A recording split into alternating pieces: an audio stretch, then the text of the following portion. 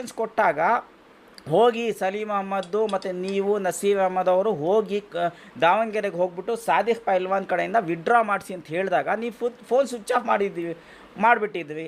So ಇಲ್ಲಿ ನಾವು ಏನು ಅಂದ್ಕೋಬೇಕು?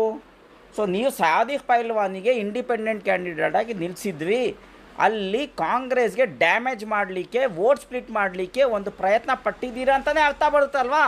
ನೀವು ಫೋನ್ ಸ್ವಿಚ್ ಆಫ್ ಮಾಡಿದ್ವಿ ತಾನೆ. ಸೊ ನೀವು ಕೇರಳದಲ್ಲಿ ಹೋಗಿ ಕೂತ್ಕೊಂಡಿದ್ದೀವಿ, ಅದು ಏನೇನು ವಿಷಯ ಇದೆ ಅದು ಅಲ್ಲ ಗೊತ್ತು.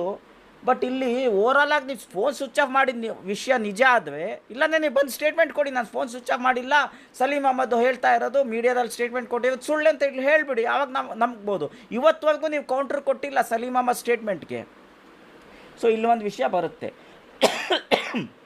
ಮತ್ತೆ. But allegedly empowering disruptive elements, some even claim he encouraged independent candidate. Okay, damage Congress party. The Davangere